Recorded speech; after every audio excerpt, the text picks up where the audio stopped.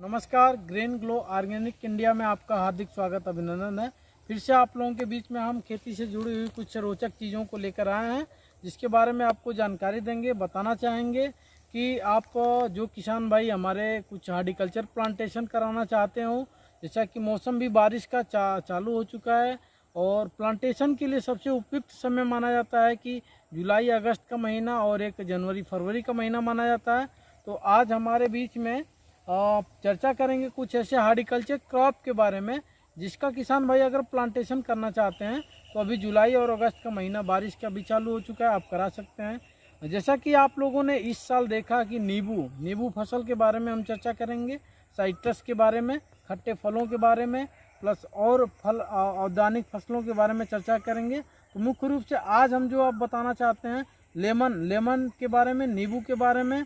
नींबू जो है आपका इस साल काफ़ी अच्छा रेट मिला है, किसानों का हमेशा अपडेट आया है कि सर आप नींबू पे वीडियो बनाइए, काफ़ी इस साल रेट अच्छा मिला है। नींबू लगाना भी चाहते हैं किसान भाई, तो किसान भाई को हम शुरू से ले चलते हैं कि किस तरीके से आप वैरायटी का चयन करेंगे, कौन सी वैरायटी लगाएंगे, उसमें खाद प्रबंधन क्या करेंगे, कि कौन सी दूरी होगी स्पेसिफिक।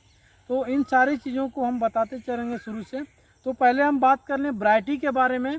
तो नींबू की दो वैरायटियाँ आती हैं, एक तो आपका थाई सीडलेस नींबू आता है और एक रसभरी कागजी रसभरी नींबू। दो वैरायटियाँ लगाई जाती हैं आपके साल में 2 बार, एक तो जुलाई अगस्त के महीनों में। आपको पहचान भी करवाते चलें, जो आपका थाई सीडलेस नींबू है उसका आपका पौधा इस तरीके से कुछ होता है तैयार, और इसमें इस पौधे में खास बात ये होती है कि इसके नींबू में बीज नहीं होते हैं, प्लस जो कांटे निकलते हैं, कांटे भी इसमें बहुत ही कम होते हैं, जिससे किसान भाई को कुछ लोगों का ये होता है कि कांटा की वजह से नींबू की खेती नहीं करते हैं, तो वो किसानों के लिए रामबाण साबित होगा थाई सीडलेस नींबू, जिसमें बीज और कांटा बहुत ही कम होता है। आप इसकी खेती अपने खेतों में करवा सकते हैं। बात कर लें इसकी दूरी की, तो दूरी आप 10 से 15 फीट की आप रख सकते हैं। सघन आप बागानी करते हैं तो 10 फीट पे लगाइए, और थोड़ा सा स्पेसिफिक इंटरक्रॉपिंग करना चाहते हैं तो 15 फीट की हाइट पे आप इसकी खेती करा सकते हैं। दूसरा नींबू जो है कागजी रसभरी, उसका भी हम आपको ले चलें, पहचान करवा दें।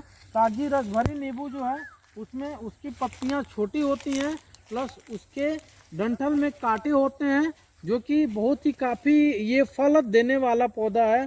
अगर बात कर लें तैयारी पे, तो इसका फल जो है आपको साल भर में 1000 के नियर अबाउट फल देंगे, और सीजन में 2 बार आपके फल देंगे। ये 6 महीना पे 2 बार इसके फल आते हैं, साल भर में 2 बार फल लगते हैं, और बहुत ही अच्छा मार्केट रेट इसका है। और थाई सीडलेस नींबू की बात कर लें तो थाई सीडलेस नींबू का भी मार्केट, जैसे हमारे बहुत से जूस लेमन वगैरह का निकालने में इसका इस्तेमाल किया जाता है, इसको मार्केट में बहुत ही अच्छा रेट मिलता है। दूरी दोनों की लगभग आप सेम रख सकते हैं। जैसा कि आप इस बाग में देखिए, नियर अबाउट 800 से 900 पौधा लगाया गया है नींबू का, और ये नींबू की दूरी 10 से 15 फीट के बीच में रखी गई है, कहीं 10 फीट कहीं 15 फीट की दूरी लगाई गई है। इसलिए लगाई गई है कि इसमें इंटरक्रॉपिंग फसल ली जाती है। जैसे अभी पौधा में स्पेसिफिक है, दूरी ज़्यादा है, तो इसमें हम सीजन वाइज कुछ सब्जियों की खेती, या कुछ आप जैसे हल्दी हुआ, अदरक हुआ, या इस तरीके कुछ ऐसे क्रॉप शॉर्ट टर्म के या कुछ लॉन्ग टर्म के जो जड़ के अंदर होते हैं उसको भी आप सिलेक्शन कर सकते हैं। या शॉर्ट टर्म में कुछ सब्जियां जैसे आपका अर्ली गोभी हुआ, पालक हुआ, मूली हुआ, इस तरीके की जो 1 से 2 महीने के इंटरवल में आपकी हार्वेस्टिंग हो जाए, वो सब्जी की खेती आप इसमें करा सकते हैं। अगर किसान भाई सब्जी की खेती इंटरक्रॉपिंग नहीं कराना चाहते हैं तो आप नींबू की सघन बागानी करिए, जिससे आपके प्रोडक्शन काफ़ी अच्छे मिलेंगे। हमने आपको बताया कि इसमें लगाने का जो टाइम होता है जुलाई अगस्त का महीना होता है। आप 10 बाई 10 पे आप गड्ढा खुदवा दीजिए, या 10 बाई 15 पे गड्ढा खुदवा दीजिए। गड्ढे की हाइट जो होती है, गड्ढे की जो अंदर डीप होती है, लगभग आपका 2 फीट गड्ढा आप खुदवा दीजिए अभी बारिश होने से पहले।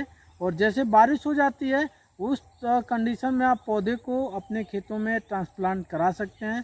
प्लांटेशन कराते समय 2 चीज़ों का मुख्य ध्यान रखिए, क्योंकि पौधे को जब भोजन की ज़रूरत होती है तो भोजन की सप्लाई भी प्लांटेशन के समय ही बहुत ज़रूरी होता करना।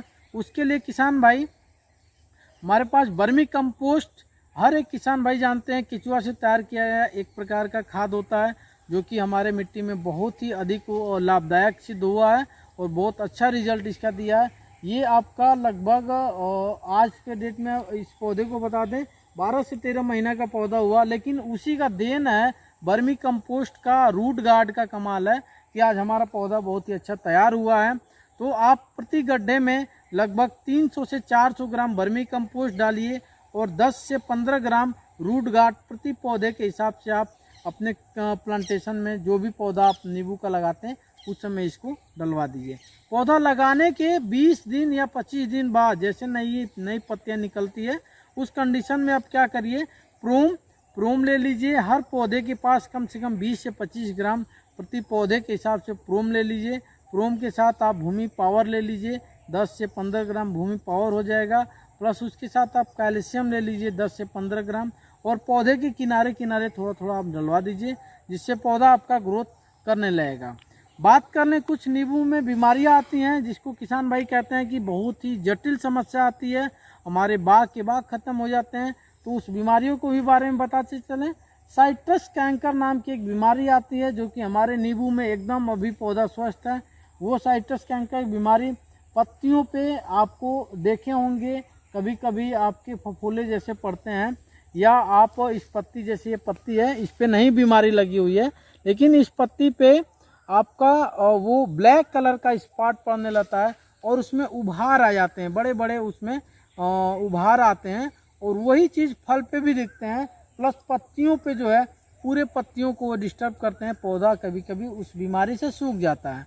दूसरा बीमारी आती है डाईबैक की बीमारी। डाईबैक की बीमारी भी आप देख लीजिए कहीं भी हमारे प्लॉट में नहीं है। डाईबैक की बीमारी भी ये आता है पौधे के ऊपर सिरे से, ये पौधा है ऊपर से कुछ भाग सूखने लगेगा और सूखते सूखते वो धीरे धीरे नीचे की तरफ आता है जिससे हमारा पौधा सूख जाता है। तो हमने आपको कहा पहले ही कि बुआई करते समय किसान भाई इन चीज़ों का खास ध्यान रखें, क्योंकि कुछ बीमारियां हमें बुआई के समय ही कंट्रोल की जाती हैं, जिसका हमने इस्तेमाल करना आपको बता दिया। वर्मी कंपोस्ट, रूट गार्ड का इस्तेमाल कर लेंगे तो ये जो दो मुख्य बीमारियां हैं, साइट्रस की बीमारियां और आपका डाईबैक की बीमारियां, ये दो बीमारियां नहीं आएंगी। प्लस पौधे का मेजरमेंट करने के लिए आप समय समय पे फर्टिलाइज़र देते रहिए। आप प्रोम का इस्तेमाल करिए, प्रोम के साथ साथ वर्मी कंपोस्ट का इस्तेमाल करिए, रूट गार्ड का इस्तेमाल करिए, भूमि पावर का। प्रति पौधा जैसे आपका जितने साल का पौधा होगा उस हिसाब से आप हमसे संपर्क करके आप पौधे में डलवा सकते हैं। नींबू के साथ साथ हमने आपको बताया कि अभी प्लांटेशन लगभग नींबू के साथ साथ आप एप्पल बेर का कर सकते हैं, आप आम का बगीचा लगा सकते हैं, अमरूद का बगीचा लगा सकते हैं। प्लस आप कह लीजिए और जो हार्टिकल्चर प्लांटेशन है इस टाइम पे आप सारे पौधे का लगा करके, और सबकी दूरी होती है, हर एक वैरायटी की अलग अलग रिक्वायरमेंट होती है, किसकी कितनी दूरी होगी, किसकी कितनी फलत होगी। आप यदि सारी डिटेल जानना चाहते हैं तो हमारे इस कॉन्टेक्ट नंबर पे जो इस चैनल के माध्यम से आपको दिया जाएगा मोबाइल नंबर, उसमें आप जा कर के आप हमसे संपर्क कर सकते हैं, जिससे आपको पूरी जानकारी हम दे सकते हैं। और यदि वीडियो आप हमारा ये देख रहे हैं नींबू का और आप इंटरेस्टेड हैं हार्टिकल्चर क्रॉप के प्रति, तो आप हमारे इस चैनल पर नए होंगे तो आप पहले चैनल को सब्सक्राइब कर लीजिए और शेयर करना ना भूलिए, जिससे हम आपको अच्छी वीडियो बना करके आप तक पहुंचाने का काम करेंगे, आपके सेहत और आपके मिट्टी से संबंधित जानकारी देंगे। तब तक के लिए नमस्कार, धन्यवाद।